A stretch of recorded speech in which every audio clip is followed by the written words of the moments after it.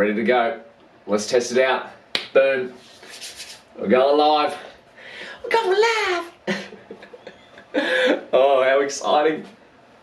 Here we are. Are we on? We're fish on. Give me some information in the chat if we are live, because I would love to know. It's a Saturday morning. I'm very excited. We have to start off these streams as always. Remember, last time we got cut off. YouTube kicked us off. I'm not sure why, but oh, by the way, if you can hear me or see me, put a thumb up in the chat so I know that everything's going. But what we're going to do is I'm going to be here answering your questions. I've got a whole bunch backed up, ready to go. I'm going to answer the questions that I have backed up. I'm also going to answer the questions that you asked live. So, let's see if this chat comes up. Are we live? I've got a little loading bar here. Excellent connection. How do I get my feed into...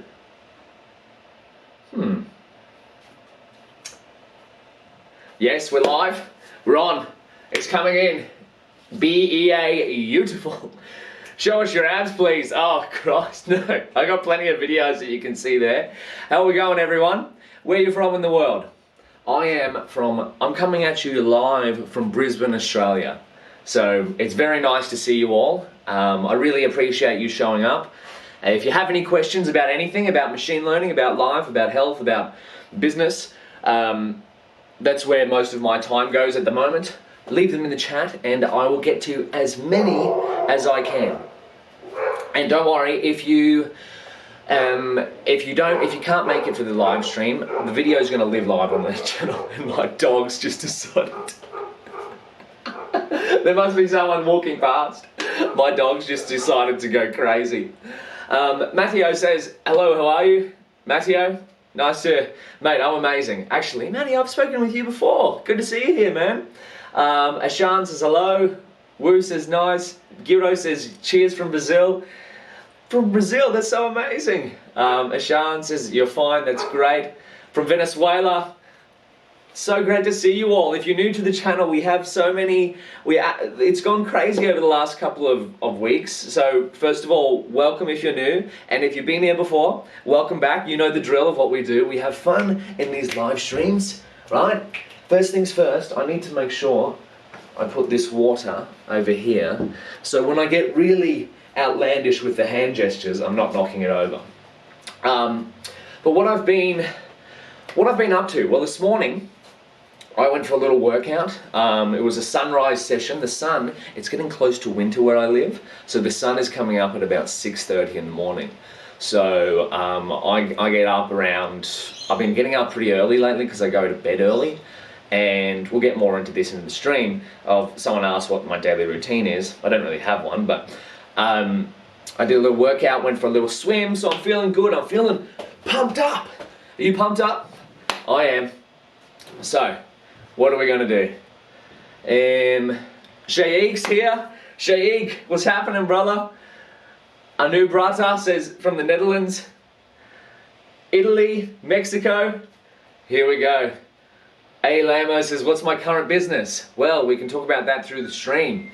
Anyway, let's get started. I'm going to make sure, can you see this? I want to make sure you can see my screen.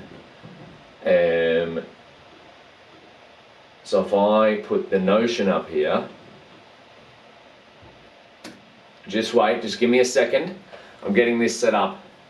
If I change this to be over here, no, over here, and then I want to put this bad boy, the stream over there.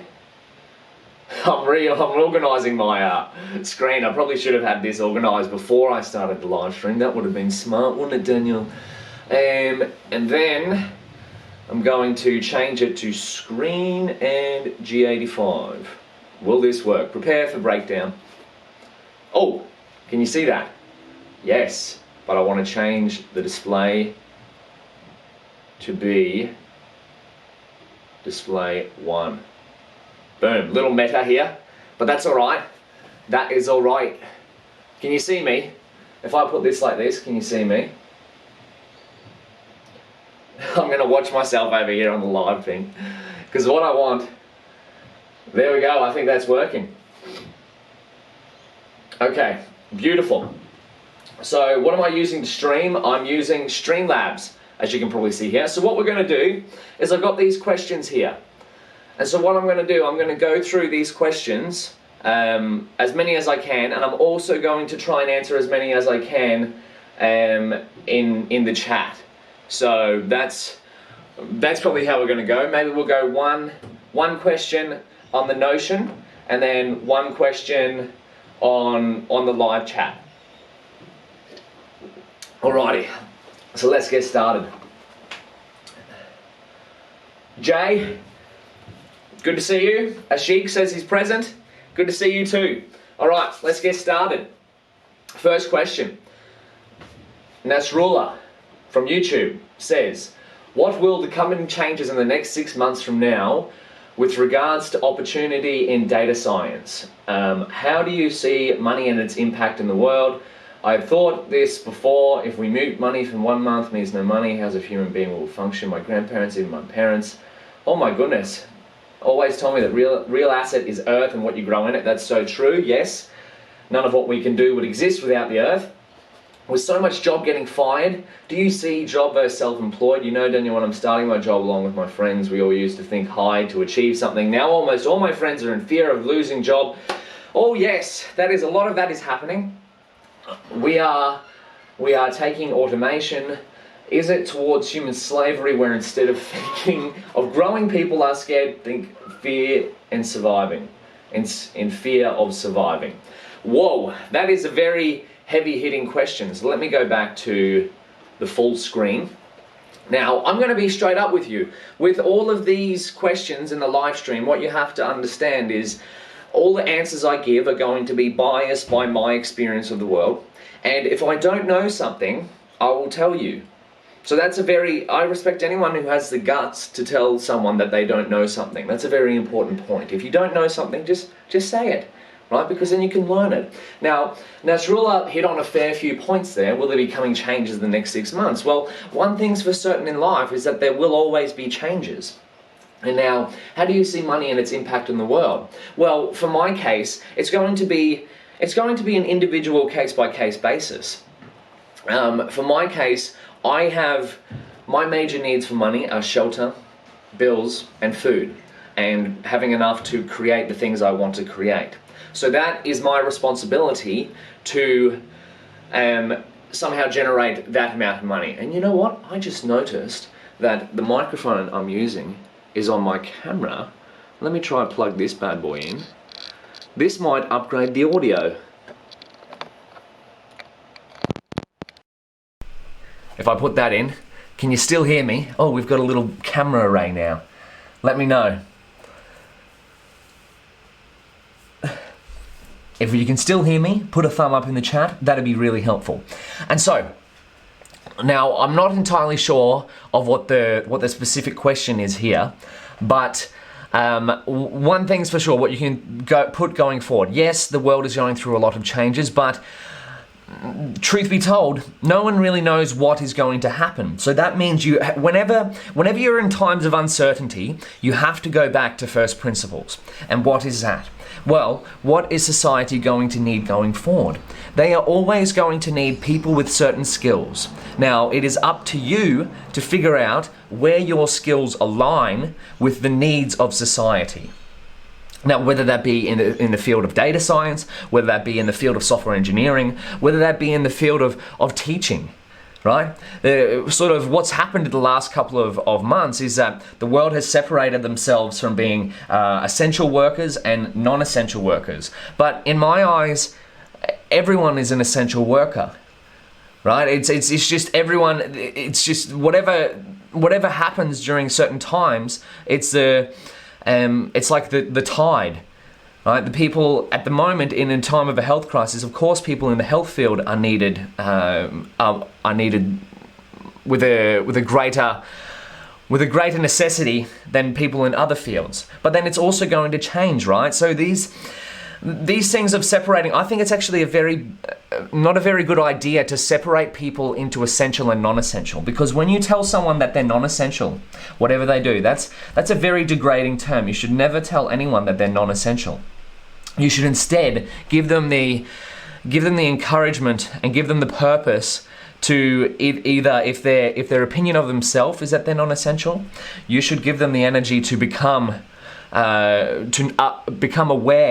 that they have the ability to become essential, and that they always are. Because at the end of the day, whenever you sort of degrade someone, you're really degrading yourself. So back to the point, if you're in fear of losing your job, well, it's up to you. It's your responsibility. It's your responsibility to take on the opportunity to figure out what skills you will need going forward to not lose your job, or to potentially get another job.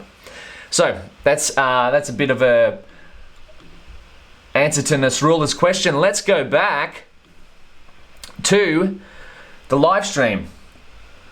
Hello all, it's so good to see you. Abhay says hello, Daniel. The audio is clear. Beautiful. Excellent. Sean says hello. Hey Sean. Once again, thank you all for coming here. I really, really appreciate it. We'll probably go for at least an hour or so, as long as I can do it. All right, Faras says, this is a question from YouTube. Faras says, hey Daniel, I'd love to learn ML and AI for robotics, but I've only just learned linear algebra, statistics, calculus 2, and CAD. How would you suggest me to start learning ML? Should I learn whilst doing a side project on robotics? Yes. For me to apply new lessons, or should I focus from learning from a specific curriculum first? And so, what the real question here is for us is, he wants to get into ML. It's robotics, machine learning and AI for robotics. Should I learn first while doing a side project, or should I focus on learning from a curriculum? Now, I'm going to say this to you as someone who makes an income from selling a machine learning curriculum. Side projects are better. So, of course, use courses to build the foundational skills. Now, I will never encourage you to take a course going over your own side project if you've got some foundational skills. Now, this is the mistake that I made. I'm thinking of making a video of how I would go about relearning machine learning and coding techniques if I had to start again. So let me know if you'd like to see that. But what I've been thinking more and more is that I should have started my own projects sooner. And that is regardless of whatever, it could be machine learning, it could be learning any new concept. Of course, use books as the foundation, or courses as the foundation of your knowledge, because if you have zero understanding of something, well then it's hard to make something with that knowledge. This is a great book, by the way, highly recommend. But then, instead of collecting certificates, I've got certificates of courses coming out my ass. I don't need more certificates, I need more skills. And what courses do is they help you build foundational skills, right? You need those skills. But then what working on your own side projects do is that they help you build specific knowledge. So in the case of machine learning and robotics, that's a very physical thing. So you can imagine how many books you could read on machine learning for robotics, but none of what you read will hold just, or some of it might, but none of it will compare to actually building a physical robot and seeing what happens. It's the same if you wanted to learn to swim. Imagine reading 100 books or doing 100 courses on how to swim, and maybe you learn that you do freestyle arms, and then you go breathe in after every 3 arms, you kick your feet, etc., etc. But then once you get in the water, do you think if you don't know how to swim, you're going to be really quickly remembering what you read in the books? No, you're going to figure out how to swim while you're in the water. You're going to figure out how to move your arms, how to stay afloat, or you might drown. So I will always encourage you, yes, if you're on the borderline between doing more courses or doing your own side projects. Start on your own side projects, but you can always do both, remember? But favor the side projects. Build toys and see if they work. Okay, so that is a beautiful question for us. Thank you so much. We are going to tick that off. Come in here. Boom. We'll come back to the chat, see how we're going. Now, what we have here is Ashik says, Daniel, I read a few articles a day ago that software engineers taking up the role of machine learning in the coming days. What's your opinion on this? Toby says hello. Toby, good to see you, my friend. So I'm going to put this, I'm going to copy this from the chat into the Notion. So that way we have a source of truth of all the questions that are answered in here. And if you're coming back to this video at a later date, you can check them out. So, live on YouTube. And as a bonus, we haven't been kicked off YouTube yet. I've been kicked off a few times lately. I don't know why. We keep this stream PG and nice and fun, don't we? All right. All right, let me show you the question. So, Ashik says, Daniel, I read a few days ago that software engineers taking up the role of machine learning in coming days. What is your opinion on this? So, the way I look at this is that, and again, this is probably going to be in a future video, I'll expand on a bit more, but let me just give you my raw thought, is that machine learning is a tool. And what's the number one rule of machine learning? This is a quiz for all of you. I'll give you a second to put it in the chat. Number one rule of machine learning. Don't use it if you don't need to. Right? If you've got a few simple rules that you could craft with a few lines of code, like if, then, do this, else, etc., maybe you don't need machine learning. But if you don't have a few set of simple rules, then machine learning is probably something that you can incorporate into your software. Now, Ashik says software engineers are taking up the role of machine learning. Well, you need to think about the second word in that title, software engineer. They're an engineer. So what does an engineer do? I'm an engineer, you're an engineer. What does an engineer do? They look for different tools. If they're trying to solve a certain problem, right? If they need a certain tool, maybe they're screwing a pull-up bar into a piece of wood, because that's what I need to do this weekend.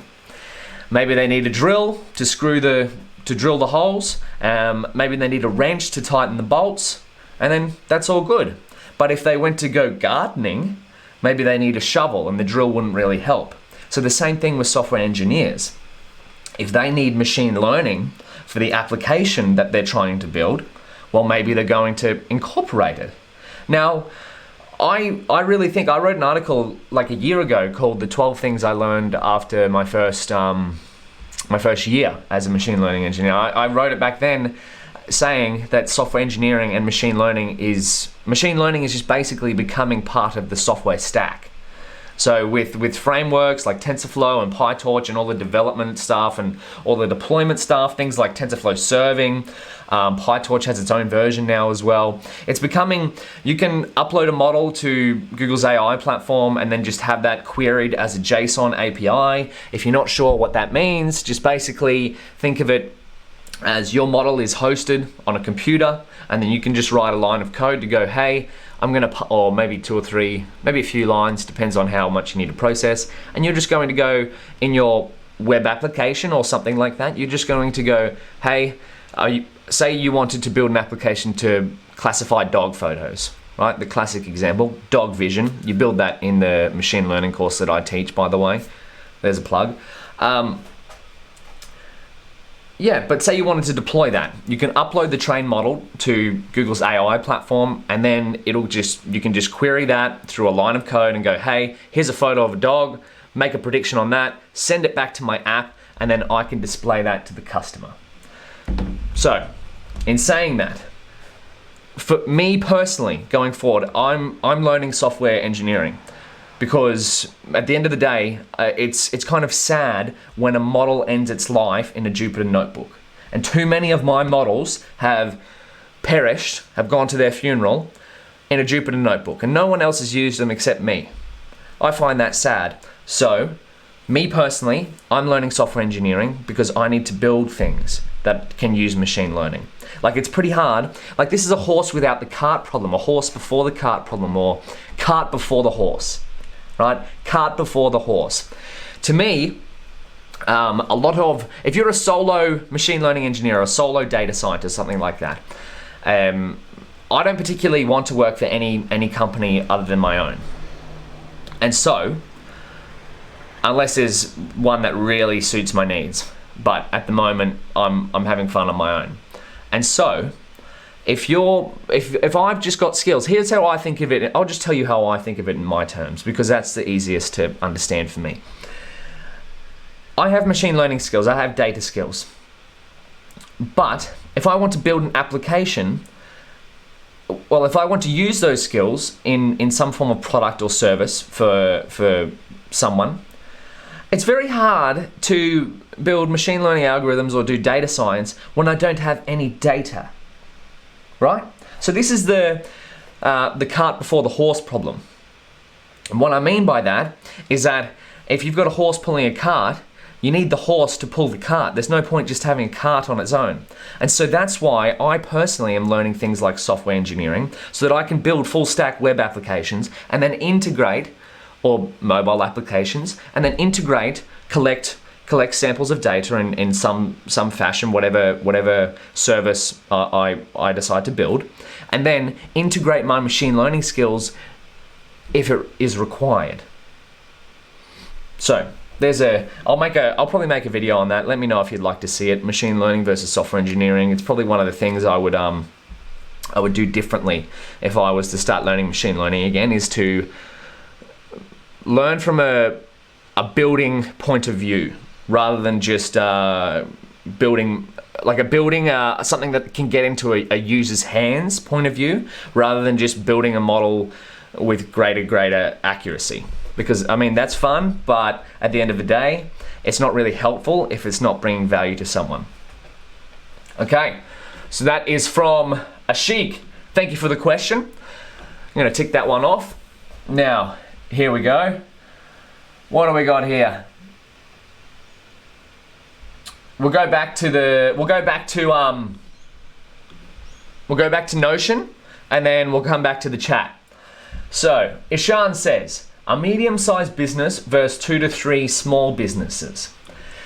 Now, I just copied and pasted all of these, so I don't really, I'll be straight up, I don't really know the context to that. So he's got 2 questions. A medium-sized business versus 2 to 3 small businesses. What the companies looks for in a junior ML engineer. I'm a web developer. Wants to go into machine learning and AI. What part should I be focused more on? Projects or experience, etc. Answer this with reference to your first ML job. Okay, so we'll start with the first one. So Ishan says, a medium-sized business versus 2 to 3 small businesses.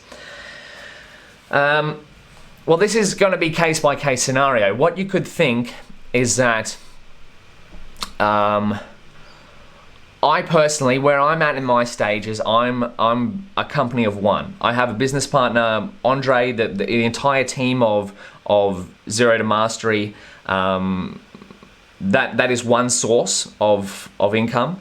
So that is, you could say that's one medium-sized business. But then I have a couple of other smaller businesses that I run. Say, for example, the YouTube channel. I'm partnered with Coursera and DataCamp with affiliate links. Medium, I write articles on there. So what you could say is, I'm a company of one on my own, but I'm also partnered in my largest source of income is from my Udemy course.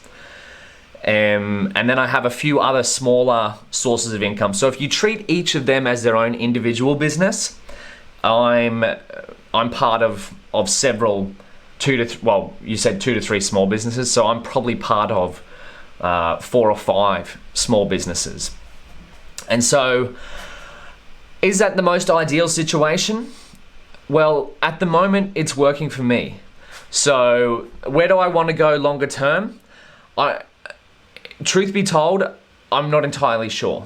But I do know that I have a lot of interests in just a whole bunch of different things.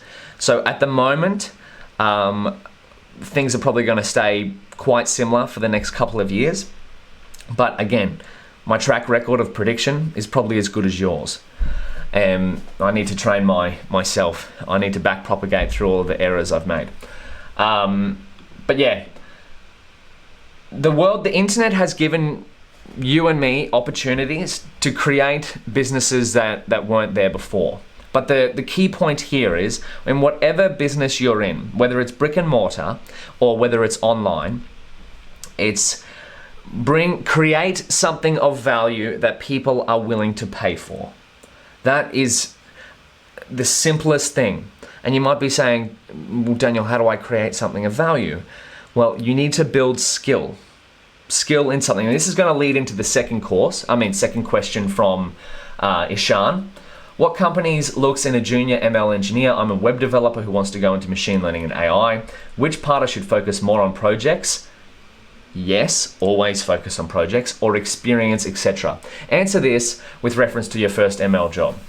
So my story with my first ML job is I got pretty lucky. Well, not pretty lucky, I got lucky, right? Because I was relentlessly sharing my work online, just saying, hey, I'm learning machine learning. And at the time when I was doing it, machine learning was kind of this, or artificial intelligence was, Australia didn't really know much about it, and they still don't, to be honest, because I worked for a technology company in Brisbane, which would partner with other larger companies and say, hey, you guys have a lot of data, we have machine learning skills, would you like us to build you a proof of concept to try and help out with some kind of service that you offer? And so that's what we would build. We would build projects in different industries, health, commerce, you name it. And so, what does a company look for in a junior machine learning engineer? That's going to be different for role to role to role. Now, whatever, that's going to be what I would do, or how I got hired with my first ML job, was that I was posting continually on LinkedIn, like what I was learning. It's like, hey, I just learned this in machine learning, here's what I built with it, etc., posting it. Eventually, someone sent me a message and said, hey, Daniel, there's a company, there's a person you should meet. It turned out I met that person knew another person at a company, and that was the company I ended up working for. And I spoke with them, told them, hey, I'm doing this thing, I'm learning it in my bedroom, here's what I've done. That's the most important point. A lot of, well, in my opinion, right? This is what you have to understand, all my opinion. But they could see what I had done. So this is why, if you don't have experience in machine learning or some sort of role, you have to create it yourself through projects. Now, what I would do, I'm not looking for a job at the moment, but what I would do if I was, would be I would find an ideal company or an ideal role that I would like. And then I would look at that role and, okay, I'd read the skills, and you're going to see, trust me, you're going to see these things. Experience, 3 to 4 years needed, bachelor's degree, master's degree, PhD, 3 of them, yes, 7 more years of experience, and then you get a junior role. Right? And you're gonna read that, and you're gonna start crying because, well, not really, because you're probably tougher than me. You're gonna start crying. You're gonna think, I don't have 7 years of experience. Screw that. All job postings are basically just generic crap that someone has copied and pasted from another one, and just said, yep, that'll do.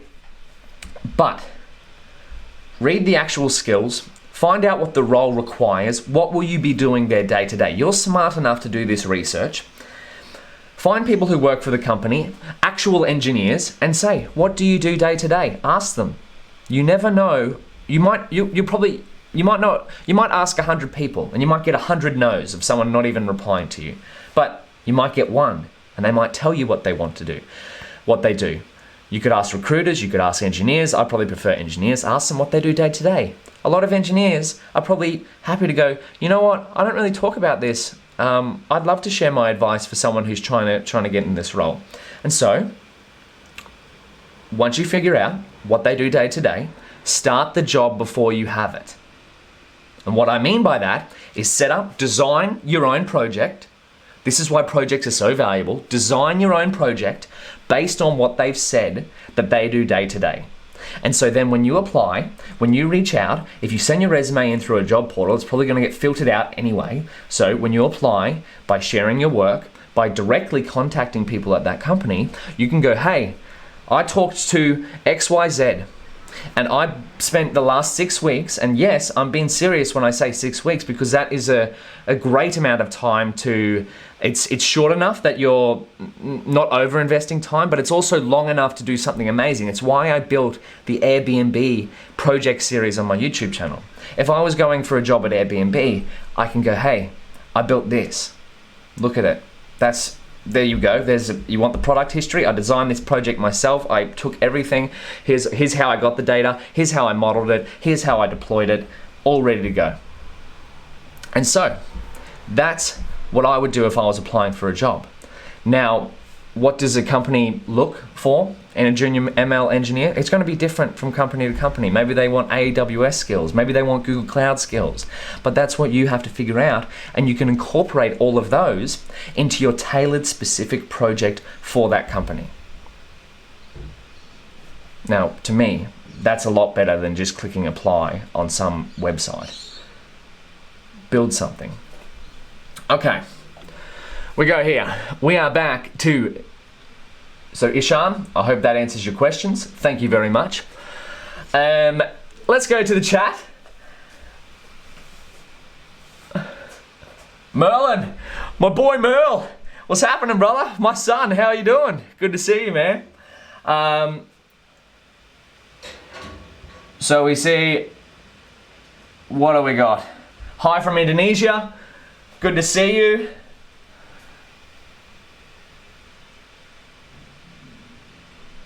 All right, what do we got over here? How do you choose? Well, we got a lot of questions here. Okay.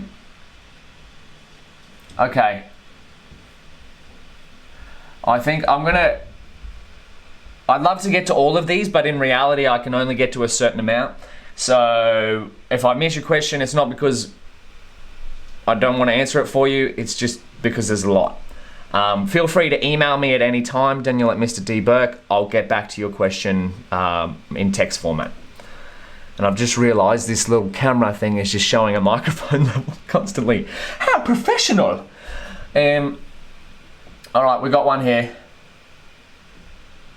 Beautiful. I'll just show you it. So, Gokulmath says, to do, wow, I'd really like if that just turned that into to-do list. There we go. Gokulnath, how do you choose a great side project? What factors do you consider? I always end up doing some side projects that end up being too trivial. What factors do I consider in doing a side project? Number one, curiosity. If I'm not interested in something, it's going to be very hard for me to sink my teeth into it, and it won't set my heart on fire. And so I won't be able to put as much energy into it as I'd like. And so my last one, that Airbnb project that I built that little documentary series on, that was just a fun little toy project that I decided to do. I had a few tools that I wanted to learn, like Detection 2 and weights and biases, and this is a great way to learn tools, right? Is like you choose a side project and then just go, you know what, I'm going to see how these tools over here, these things I want to learn, marry up with this problem I want to solve, and just go, maybe they fit, maybe they don't, but that's the fun about it. And so going back to the last question that I answered, if you want to, maybe you're going for a job, so a great side project would be some side project that's going to be specifically related to that job. right? For example, what I should have done the last job I got denied for was about 2 months after I quit my last job. I wanted to start my own business, but I saw this role that was going. It was for a machine learning engineer position. I think I wrote a blog post about it, but it was for a machine learning engineer position at a company called Zoe, Z-O-E, who are working on building a personalized nutrition system. And that's somewhere where I'd like to go. Like, for example, I want to look at a plate of food and know how it's going to influence my body. Is that possible? Maybe, maybe not. But yeah, it excites me. And so I applied through their job portal. I also reached out via email directly to one of the people that I found worked there and just said, hey, here's my staff, here's what I built, here's my experience, etc., etc. Long story short, I got denied for a lack of experience. Now, what I should have done was I should have built an interesting side project, something that interests me, around what I'd be specifically doing at that company. When that was, I would read the role and go, you know what? Okay, they're just designing a personalized nutrition system that someone can track what they eat through an app interface. Okay, so maybe I should replicate that, and then that app breaks down what's in that food. So okay, it's got image recognition on that food. Okay, so that's one part of the pipeline that I could build. All right, so maybe I should have gone through those, and that would have really interested me. And so, that is how I would choose an interesting side project. It has to, first of all, drive my curiosity. Will it help me learn something? And then 3, will I have a story to tell afterwards? And I mean, you're gonna have a story to tell regardless of your side project. And also another one is, if you think it's gonna be too trivial to begin with, you're probably thinking too large. Now, the reason why I created the 42-day, I stole this from Basecamp. I stole their 6-week project cycle. And what I mean by that is, you can look it up on my website, Daniel Bourke, 42 days, danielbourke.com. No, I really wish I had my own name as my domain, but I don't. mrdbourke.com/42 days, or just search Daniel Bourke 42 days. But anyway, it's really simple. It's just you set out on a new project, that's something that interests you, but you set the time frame to be 6 weeks. You go, I'm only going to work on this thing for 6 weeks. And what you do at the end of the 6 weeks is you decide whether it's worth pursuing, because again, 6 weeks is a lot of time to figure something out, or to realize, oh, okay, maybe this wasn't worth pursuing. And then after that next 6 weeks, you go, oh, am I going to keep pursuing this? Yes. And then you might get to a point. Your side project suddenly turns into your main project. But worst case scenario, if you try something for 6 weeks, it doesn't really spark your curiosity as much as you thought, you can just push it to the side. Well, that's done. You've got a story to share. You're like, hey, I worked through this. And it turns out people also like to hear what things that didn't work. In fact, it's more robust in life to know what doesn't work. For example, if you knew something that was going to harm your health, one way to be healthier is to avoid what's going to harm you.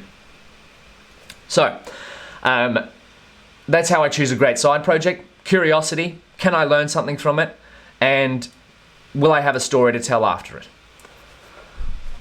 So let's go back to the Notion, and we're going to tick this off. Gokulnath says, how do I choose an interesting side project? Thank you for that. Alrighty. Now we're going to go back to the Notion, and then we're going to... Oh, Walter says, greetings from Peru. Good to see you, Walter. Thank you for joining in. What do we have here? Hi from Indonesia. Yes, we've taken that. Nawal says, what are my configurations of my MacBook? It's a 16-inch MacBook Pro, so almost the top of the line. That was my present to myself after having a good year in business. But I sold my other laptop for it. I only need one laptop, and really this is probably overkill. I probably see, it really pisses me off that Apple, it's hard to run NVIDIA style deep learning libraries like TensorFlow and PyTorch on Apple's GPUs. So this bad boy has an 8GB GPU, real fast, great for editing videos, but for deep learning, nah. So what I might have to do is get like a NVIDIA GPU card or build a deep learning computer of my own, or just continue using cloud instances. But anyway, so Emil says, greetings from the Netherlands. Great to see you. And we have Nigeria. So Quadri, great to see you as well. Merlin, I'm going to get to your question because it's nice and simple. What do we got here? Merlin, my boy. You know, Merlin and I once travelled the entire width of New Zealand in a van. It's freaking great. We met my boy Richard in the lifeboat. So Richard owns a small business in Greymouth, which is a tiny town in New Zealand, serving coffee and strupel waffles, which are like a little beautiful delicious cookie, out of a small wooden boat on the end of a rock pier with waves and wind howling like you wouldn't believe. So shout out to Richard and Monique. Now, Merlin says, Viewpoint on fitness gurus. There we go here. Hey, Viewpoint on fitness guru. Daniel Bourke. Is that a question at me? Like me being a fitness guru? If it is, up yours, Merlin. No, I'm kidding. Love you, brother. But fitness gurus in general, see, I nearly got into that world, right? The fitness guru and like posting photos on Instagram of being shredded and all that sort of stuff. And don't get me wrong, I'm still shredded. I like being fit and healthy. It gives me energy to do other things. See, that's the first principles approach to life is take care of your spirit, take care of your health, take care of your wealth, take care of your relationships. I've got a video coming out on that, probably tomorrow. But if you go into health, right, what do you need? You reduce stress, move every day, eat well, avoid processed crap, don't eat so often, sleep. Simple. That's like health in a nutshell. Whereas if people are trying to like, health improves via negativa, by removing things. Whereas a lot of health marketing these days is like, take this supplement. Oh, if you're at your desk, take this pill. If you're trying to sleep, take this. If you're whatever. It's like, what is this crap? Right? It's like, no, just keep moving. Eat well. If you need to sleep, sleep. That's it, right? Like that's fitness. See, I find great pleasure in challenging my body and challenging my mind. And so they're two non-negotiables for me every day is movement, some sort of movement, whether it's a walk in the morning with my dad and puppies, or whether it's a creative or a full-blown session like I did this morning with gymnastic rings, hill sprints, etc., etc. I went for a little swim after, did some animal crawl, get close to the ground, get dirty. So yeah, fitness gurus, they have a place. They can live in that world. I've even been in the world. I got tanned, took my shirt off, got up on stage, did the poses. Still got some pretty nice guns, but come on. If you're coding Python, you need to be rocking Pythons. Number one rule when it comes to code. But fitness gurus, if they're preaching movement, they're preaching health, I support them, put it that way. But do you need all the crap? Nah, not really. All right, so that was view on fitness guru Daniel Bourke. But as fitness guru Daniel Bourke, probably the most shredded machine learning engineer on YouTube. That's number one rule for me is coding Python, rocking Pythons. Number one rule. We'll tick that one off the list. Okay. So I do have a few questions here. Look at this one. This is a big dog question. What I might do is bust through these, because they did send me emails directly, and I promised I'd answer on stream. Then we'll jump back in the chat. So I'm going to do like a little speed round. We'll mix it up. We are 45 minutes deep into this, so let me know in the chat. Is it going all right? Like, this is always kind of just a figuring it out thing, and that's what a lot of life is, right? It's just figuring these things out. So we have here from Muhammad. My name is Muhammad, like you're a machine learning engineer, LinkedIn profile. I removed that out of there, but there was a link there. I'm impressed by what you did, your business and everything. It's very inspiring. I'm working on an online course which I will upload to Udemy. Before that, I invest a lot in my self-learning, making multiple online courses. So I would like to know, do you use any paid ads to promote your course on Udemy? If you don't, do you have any marketing advices? So keep going. I will not be in your live stream because of the time difference. Living in France. Oh, that's amazing. I'd love to visit France one day. I've got a friend in France called Ludo. We also met in New Zealand. Actually, he gave me a gift. Where is it? My boy Ludo gave me this gift. This is a stone. And I don't know if you can see it. Well, this is a necklace that says, the cheeky, you can't see it, I'm just going to read it. Friendship. The cheeky little bugger put it in my jumper pocket as he left, because he had a flight out at 4:30 in the morning, and there was no chance I was waiting. I'm like, dude, I'll say goodnight to you. I'll say lovely to meet you and safe travels tonight, because I'm going to be asleep at that time tomorrow. And he snuck this into my jacket pocket while I was asleep, and I woke up the next morning. I'm like, what is this? Oh, you cheeky bugger. Anyway, Muhammad says, do I use any paid ads for my Udemy course? No, I don't. Andre might, but I don't think so. So do I have any marketing advice? So I don't use any paid ads for anything. Not to say that the paid ads are something negative. I might try it, who knows, I don't know. But what are my marketing advices? My marketing advice is always going to be, I could improve at this, right? I don't like the whole idea of like having an ad and shoving something down someone's throat and just being like, you need this, or like an ad popping up from me in someone's feed and it being like, oh, here you go, you might want this. I mean, people have got enough stuff in their lives, right? Including online resources and whatever. My approach to business and getting things out there is to make it as good as possible so that it markets itself. And what I do on YouTube and what I do on Medium and all that sort of stuff, is that a form of marketing? You could say that, but in reality, I am seriously just putting out things that I myself would have liked to have seen in the world, or things that people like yourself, like customers and fans, ask for. And when they collide over, something that interests me and the people that I make things for, my customers, my fans, when they collide over, it's a beautiful moment. It almost works for itself. And so the best thing that happened with my course, and why I think it's been, the uptake has been so large, is because I partnered with Andre, who'd already made some Udemy courses, and he'd made them exceptionally well. And so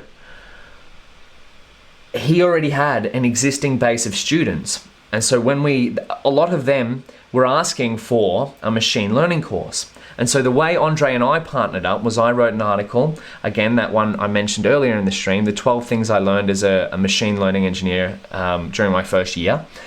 And he read it and liked the article. So and then emailed me and said, hey, my students are wanting a machine learning course. You've got machine learning skills. Do you want to partner up? I'll bring the students and you bring the machine learning skills, and boom. And then we launched it, and I made the course that I would have liked to have had when I first started learning. And it turns out that I poured my soul into it. I got I tried to pour my soul into everything. And it turned out that it's gone pretty well. But at the same time, I always know that it could be better. And that's the beautiful thing now, is that the students are, when they go through it, you might have gone through it if you're watching this, you offer feedback and say, oh, this could be improved, or this teaching aspect, I got quite confused there, and I go, oh, I look back like, you know what, in future iterations, that is something I could work on explaining clearly. So what do I need? Discord's going off. I actually need to close that. Boom, boom. And so, what are my marketing advices? Well, I would say, first and foremost, put out something this is before marketing happens. It's put out something great. You want the product to, marketing is like a nice to have. This is the same thing with machine learning almost. Is like if you're building an app, machine learning is a nice to have if you require it. Now, if you're building a product, marketing is also a nice to have if your product doesn't sell itself. Like the product has to be that good that it sells itself. So for example, you want it to be that good that someone gets it, and the best marketing ever, tell me if I'm wrong, is when someone goes, hey, I tried this thing and I know that you also like this thing, so I think you should try the thing that I tried because it was really good. That's the best marketing ever. But that comes from, like, better than any ad I could write, better than any video I could make. It's when someone tries something and goes, or someone tries my machine learning course and goes, hey, this course by this dude is pretty good. You should try it. And then someone else looks at it and go, wow, that is pretty good too. And then they tell their friends and etc., etc. That's the best marketing you want. So build something that first of all you'd like to see in the world, and second of all is that good that people want to tell other people about it. So that's my marketing advices. But of course, the next thing you could do is to create things around that. Take all the questions. One of the things I do is when I get a question, like what I'm doing now, is when I get a question, I make a specific resource tailored to that question. So one of the main questions I used to get, I still get actually, sorry, was I want to learn machine learning, how do I start? I wrote an article, poured my soul into it, answering that one specific question for that one specific person. And it turned out a lot of people had that question, and so a lot of people looked at that article. So that's another piece of marketing advice there. All right, so thank you for the question, Mohammed. I'll send you, because you're not here, you're in France, so I hope you're having a great time there.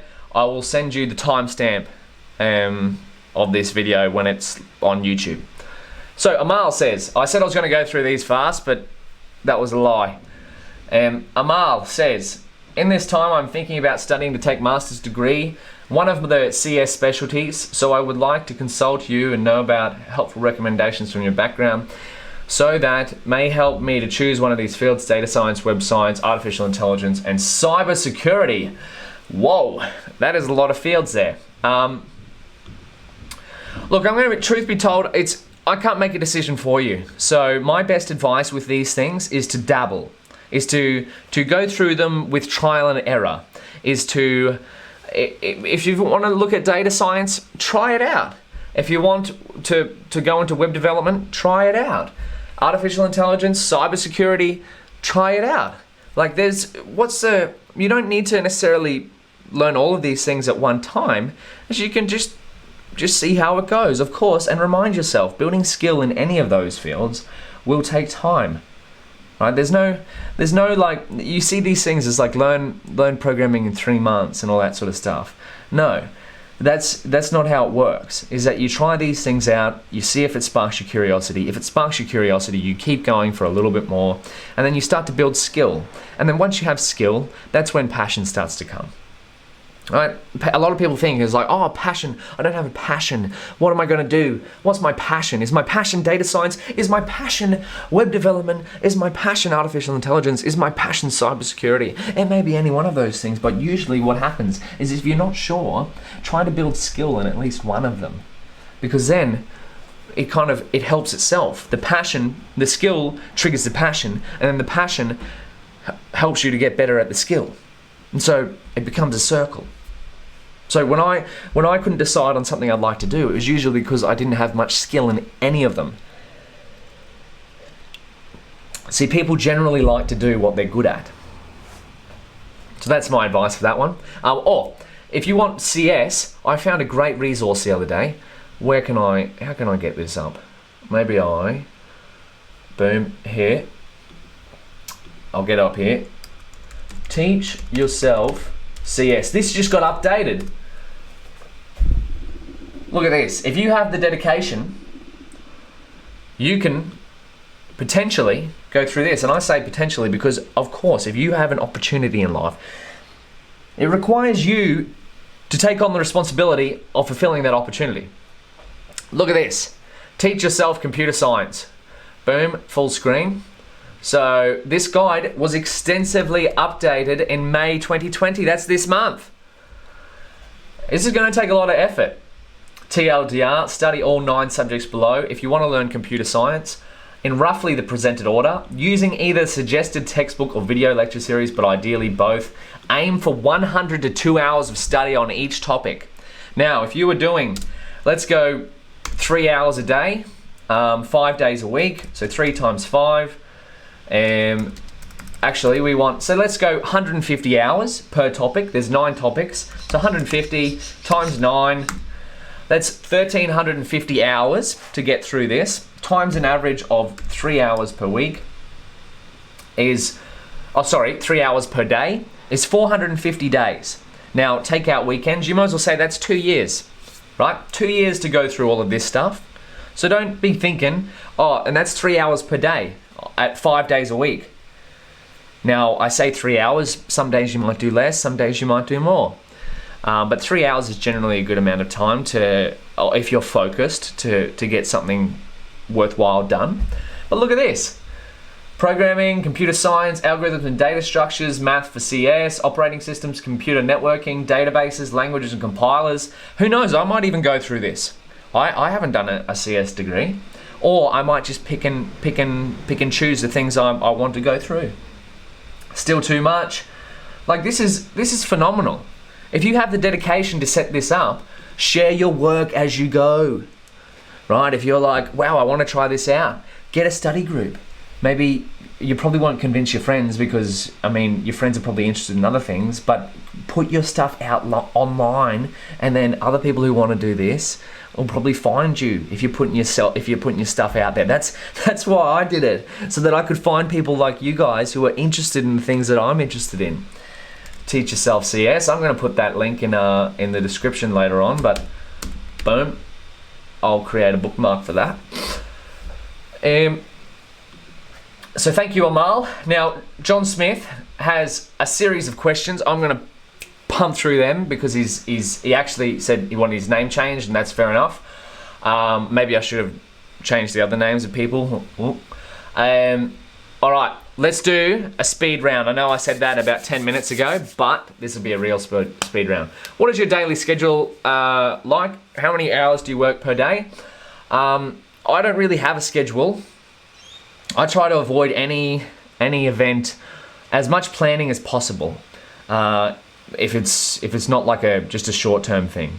Now, the reason being is because that's kind of the reason I started my own business, was because I wanted to be in control of my time. But what I've been doing lately is I get up quite early in the morning. I work on a longer term project that I spend about an hour working every day on a longer term project that's important to me, but non-urgent. There's no rush with this. I'm taking my time and enjoying it. It's sitting over there. You can't see it, but that's on purpose. So that's what I do. I get up in the morning. Lately it's been about 5 or 4:30 a.m. It's still dark, but I light a candle over there because it brings up the tranquility of things. And then what I do, I go for a walk. Me and Dad go for a walk at sunrise about 6 a.m. And then I come home. I'm in study mode for May. I've been off social media, doing an experiment of no consumption of social media whatsoever, only just sharing things. You should try it, it's really good, 30 days. Might do that every 6 months. And so I spend 3 to 4 hours, once I get home from the walk, it's about 7:30, and so I spend about 3 to 4 hours of either studying or creating. At the moment I'm in study mode, so it was just all study, all reading this book end to end, really great book, Hands-on Machine Learning.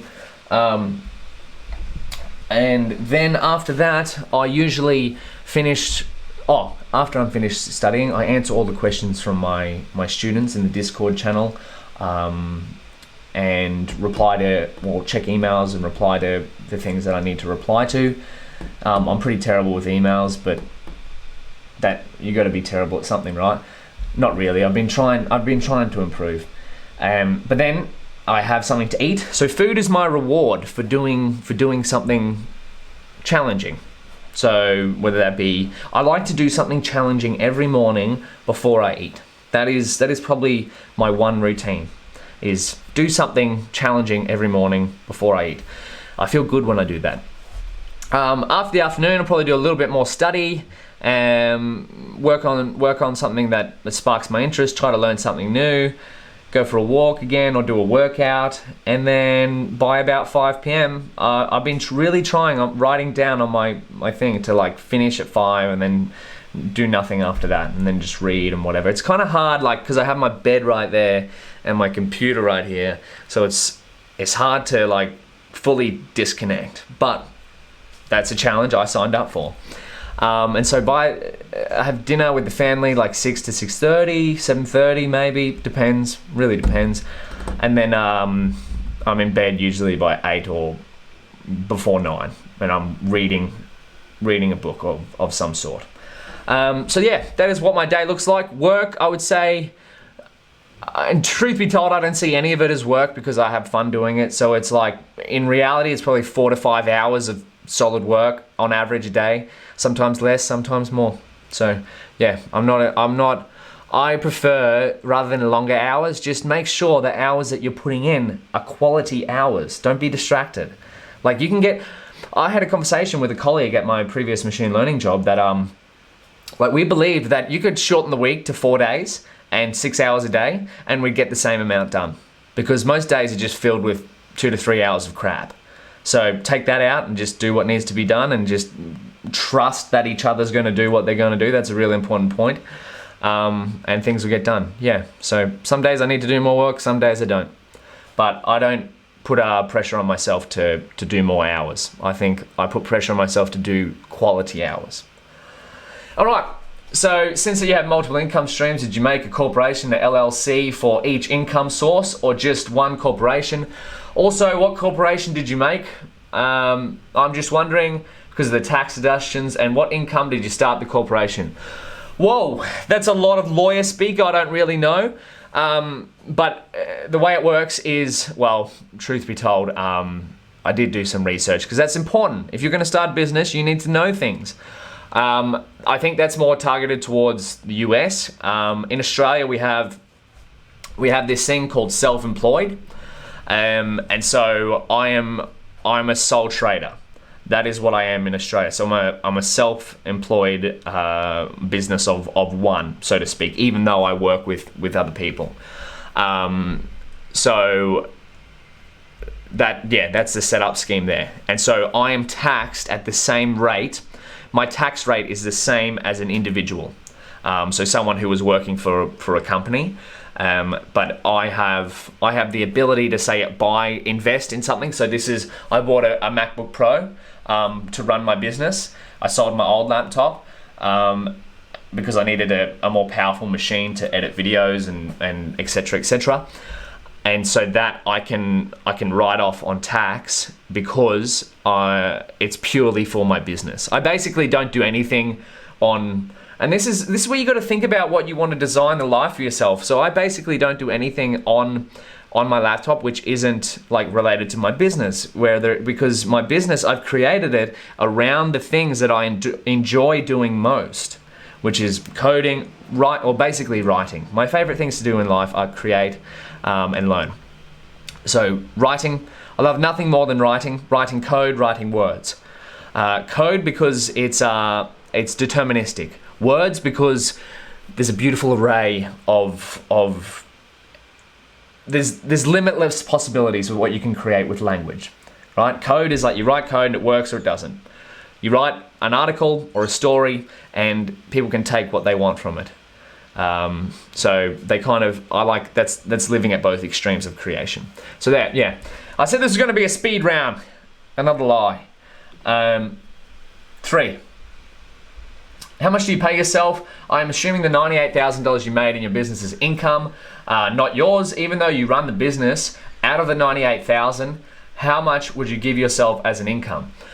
Okay, so yeah, great question. So when I posted an article recently, which is running a business from a bedroom. It's on my website. I'm not going to put it on this. Running a business from my bedroom. I said I earned, so far, it was 11 months in, I earned $98,130. You could probably take about $20,000 off of that for expenses. So things like bills around the house, just general operating costs, electricity, food. Oh no, food's not incorporated in business. So that's about $78,000. All of that gets paid to me. But the most important thing is that my expenses are low. I don't spend money on anything other than what I enjoy, and what I enjoy happens to turn out to be things that are relatively cheap, right? This is like, people overestimate how much you need to earn as a business. My goal, no one ever asks, is like, why do you need to grow a bigger business? People always say, oh yeah, you need to grow your business. It's like, I've hit the point. I've hit the point where if I buy more shit, it doesn't mean anything to me.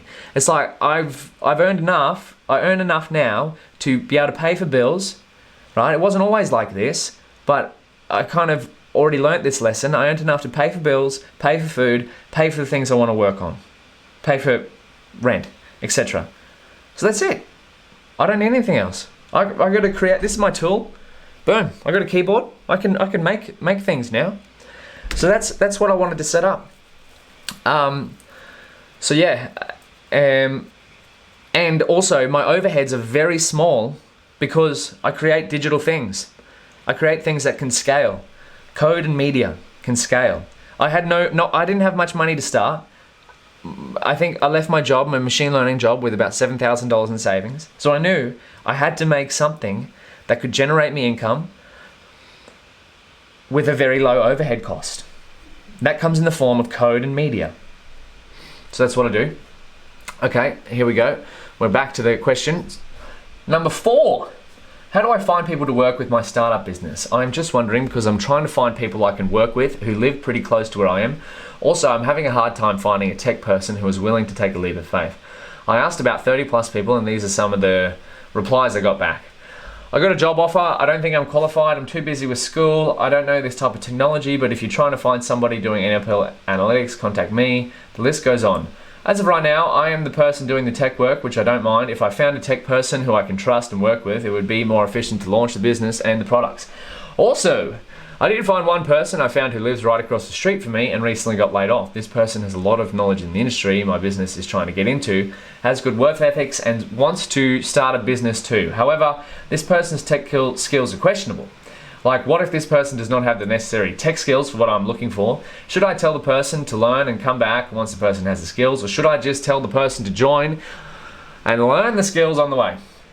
I'm wondering, because this person would be really good at marketing the business. I'm just wondering, how do I convince people in the B group to join later on? Just want to know your input on this because you partnered up with somebody in your Udemy course. Whoa! Okay, I need to be straight up with this. I don't have enough experience to answer this question fully, like in terms of hiring people. So what I say here is just kind of how I would go about thinking the problem, or what happened. How did I partner up with Andre to launch the machine learning course? I wrote an article. Andre emailed me. We got in contact. He showed me what he'd worked on in the past. I showed him what I worked on in the past, and we said, you know what? We're probably pretty good to partner up and put this thing out in the world. Now, the important point is that I had when we first contacted each other, I had 2.5 years of material online that I had put out there myself with no prompting from anyone else. So this is why it's so important to have your work somewhere where someone else can see. So if you have this situation, if you have someone who's looking to hire someone and they're not sure like who to hire, and so maybe they're searching for people, and somehow your name stumbles into the mix. It's like, when they look at your name, what do they see? Because this is the world we live in. Now, this gentleman, John Smith, talked about he wanted someone in close vicinity. Now, again, I can't really comment on this because the people I'm partnered with, we all work remotely. Shabam is my teaching assistant, or is our teaching assistant, who's an absolute and complete living legend. And we've never met in person. The way he came onto the team was that we had question and answering on Udemy for people who need to answer questions. And the trial was, go and answer some questions. And he did an amazing job and said, well, you want to keep going? Yeah, okay. Well, that's how it worked. That's how we hired it. And so I think if I was looking to hire someone, I would, if you're asking them to take a leap of faith, you have to also take a leap of faith. So I would say, come in for a few days, paid, yes, paid, because people have lives, they can't just do free work. And this is the risk that you have to take if you're hiring someone. Of course, you do a little bit of vetting first. You make sure that they're not just someone walking down the street. But if you've got a small group, you go, well, come in, spend a day or two working on this, and we'll see how you go. That's how I got hired for my machine learning job. I went in and they said, come in for a day a week for the next couple of weeks and work on these problems. Here's the problems we're working on. See what you can do. And I did a whole bunch of data analysis with pandas. Didn't know a lot of it, but I knew I had the foundational skills. I could figure it out like as I was going along. And I showed them my work, said, hey, here's what I've done. I figured this out. And they said, you know what? You want to be hired? And I said, yep. So that's what I think. As I said, I don't have much experience in this, but that's what I do. If you're expecting someone to take a leap of faith and work with you, you have to take the leap of faith first to give them an opportunity. Like, at the end of the day, if they're going to dedicate their time helping you to build something, it's like you need to make the first move, man. You need to make the first move, John Smith. Okay, what do we got here? How come you don't claim your ad revenue from YouTube? I don't need it. I didn't want it. Well, I could use it, but so the thing is, the story here is, I've never made a cent directly from YouTube. So every video that I've made, every video of mine that you've watched, I've never seen $1 from that. The reason, well, I have in other aspects. So for example, affiliate links, or customers buying my course, students buying my course they found me through my videos and seen my website and then bought the course from there, etc. So that's how I've made money indirectly from YouTube. But the reason I started on YouTube was not necessarily to make money from it. It was to just make sure that I made a video about this 2 weeks ago. It was the creation versus consumption. I'd reached a point in my life where I realized I was consuming too much. I wasn't creating things that I would like to see in the world. I knew deep down that I had things that I wanted to put out into the world. And so I wanted to do that, to create, to make videos, to put things out into the world. And I didn't want, and I'm not saying that money is a bad thing, right? I didn't want it to be just shooting for the money. Because first and foremost, I knew that wouldn't happen for a long time. I think it was like a year on YouTube before I made a single cent from ad revenue. But then Google sent me a letter in the mail. I've still got it in my drawer, which is like this code to activate your ad revenue. And I just kept it in the drawer because I'm like, well, I don't need to make money from YouTube. I've got an income elsewhere.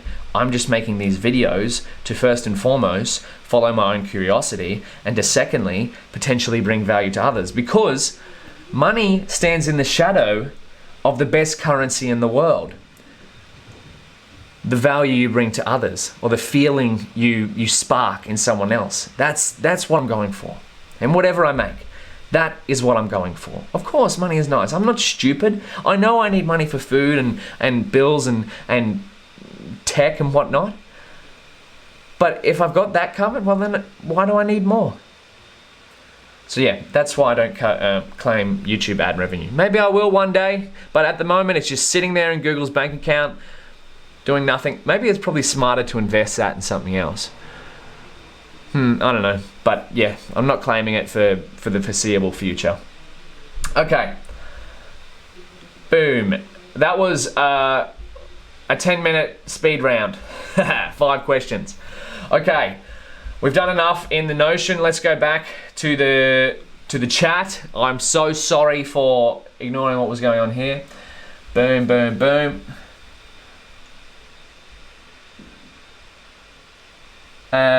I know you enjoy Girl on Girl from your web history, Daniel. Jesus Christ, what was happening in the chat here? Talk dirty to me. How do I... Wow, red-headed cam girl. How do I kick this person? Sorry guys that you had to see that. Hide user. Boom. Wow, my bad. Should have moderated that better. I should have set someone here as a moderator. What questions do we have?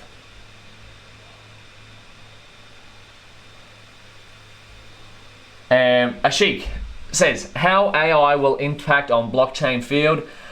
Because after this coronavirus, many countries getting their hands into blockchains, like India right now. Views on blockchain with collab of AI. I don't know enough about blockchain to comment on this, so I'm going to stay out of it. But look, the technology to me, it makes sense. Put it that way. It makes sense. Things like Bitcoin make sense. But when you have a whole societal shift, which is what blockchain and things like Bitcoin kind of require, they take a fairly long time to fully manifest. So yeah, I think will privacy, like AI and data privacy, be a thing? Yeah, that'll probably be a thing. I think privacy is kind of overrated at the moment, but going forward, I think it'll just be like the default. It'll be everything's private. The AI learns on private data. No one can be traced. It's all tracked on the blockchain. It makes sense. Put it that way. But as for actual things, I don't know enough about the space.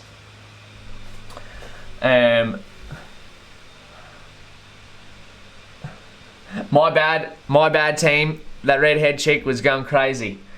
Far out. Redhead cam girl. Just, I'm getting cam girls in the chat. Got fans everywhere.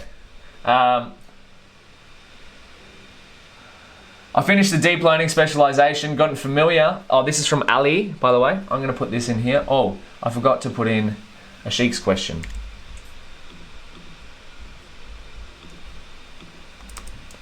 We got here. Ashik, thank you very much. All right, what we might do is tackle, because this is going on, might be maybe 10 more minutes, maybe 2 or 3 more questions. Are you guys having fun? Let me know in the chat. Yeah, how are we going so far? So, Ashik, I'm going to turn that into to do. Done. All right, next question from the chat. Let's do it. Ali says, I'll copy this.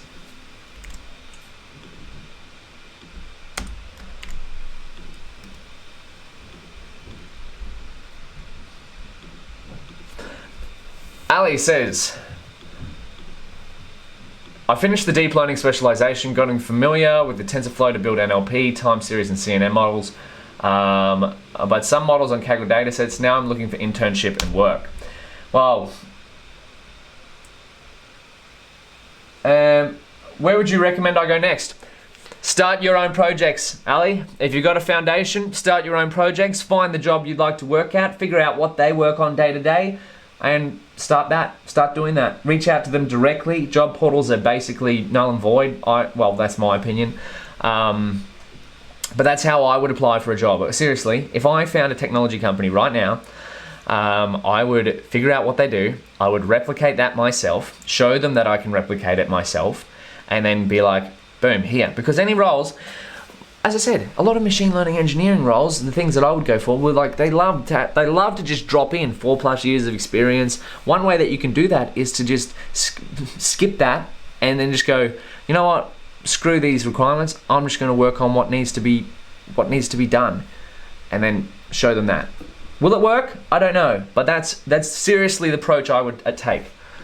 But yeah, so take what you've learned in those deep learning specializations, the TensorFlow, NLP, and if you're looking for an internship, build some things with it, apply directly to the people who work at that company, message the engineers, message the recruiters. This is the second part of getting a job. So the first part is, of course, always building skills. That is regardless of what you do in life. Build skills to connect what's in your head with the material world. The second part is showcasing those skills directly. It's hard for someone getting a resume of yours with 100 other people's resumes through a job portal website and then going, which one should I pick? So get rid of that, straight to the target. Great question. Great question.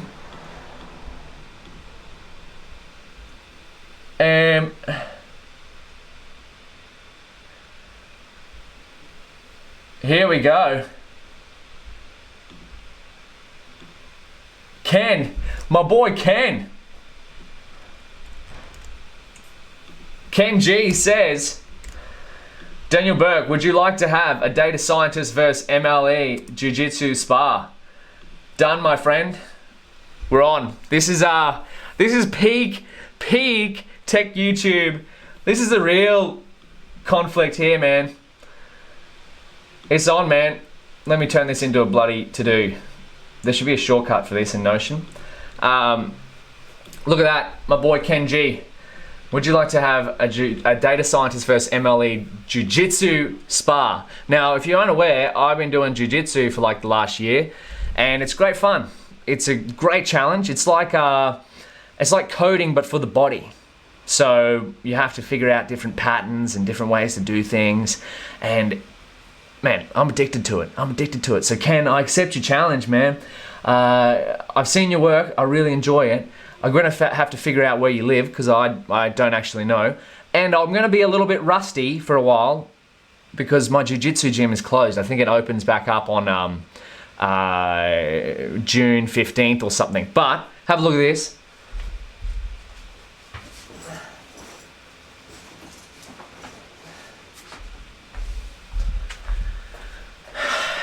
Mate, just before I left, got upgraded to a 4-stripe white belt. Just want to show you that. So I'm not actually sure what belt you are, but that's me, white belt mentality. I actually don't really want to upgrade because I like the white belt mentality, but it's inevitable that you're going to improve. And I just want to show you something else that'll probably scare you off.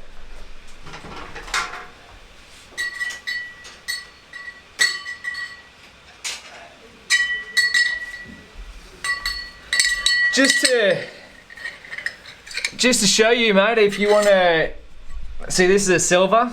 That's second in the gi, and the no gi, well, your boy took gold here. So just a little taunting there if you want to make sure that you're ready for this, my friend. Yeah, we're talking to a gold medalist here in jiu-jitsu.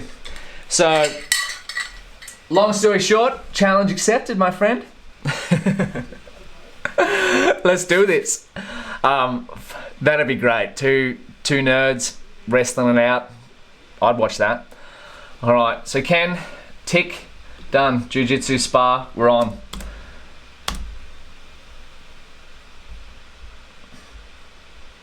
What do we got here? All right, one more question.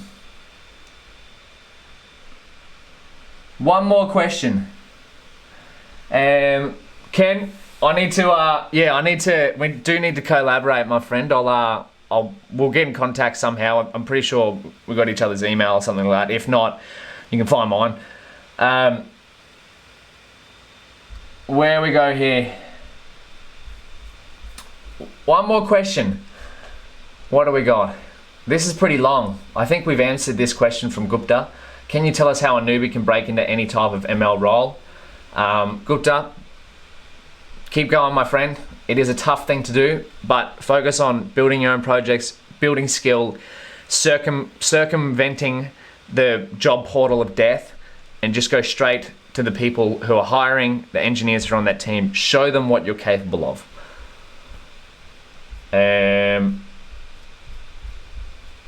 What else do we have here?